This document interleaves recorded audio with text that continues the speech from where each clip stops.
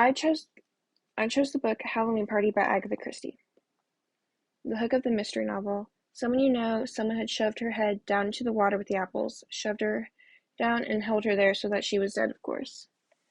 It's a suspenseful murder mystery set at a Halloween party that revolves around a 13-year-old girl who has claimed that she had witnessed murder many years ago, and at the Halloween party, a terrible murder was taken. And as the investigation progresses, you will find out who has been murdered.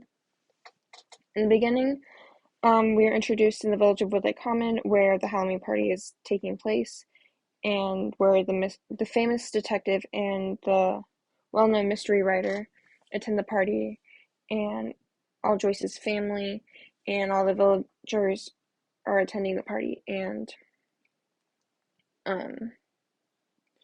Joyce, who has claimed to witness murder, after she claimed she witnessed it, 3 hours later she was found dead outside at the Halloween party when no one could find her, and they found her body outside. In the exposition, investigation uncovers various truths about or maybe any suspects that might add up to Joyce's murder. And basically, during these interviews that the detective goes around doing, he notices that many people are being stubborn and not really answering his questions very well, and basically kind of repeating that Joyce was an attention seeker and no one really liked her, and she was kind of known to just be boastful and show off. And the detective didn't really get much information from that.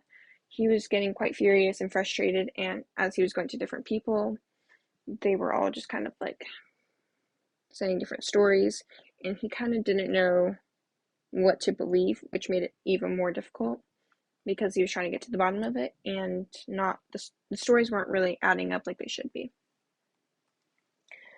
After he goes and interviews all of the known suspects, he basically figures out a pattern with all of them, and he puts the clues together and identifies the culprit. The remaining mysteries of the unanswered questions are resolved, meaning that all the unknown or all the past murders that no one really talked about, he also solved those. The loose ends are tied up, and the truth is finally revealed who the suspect is. And the book reminded me of The Boy Who Cried Wolf because Joyce was such an attention grabber and would create made-up stories. So when she did actually witness a murder, no one believed her. And then my academic response, the book was pretty decent. I'm not much of a reader, but I could definitely understand what was going on.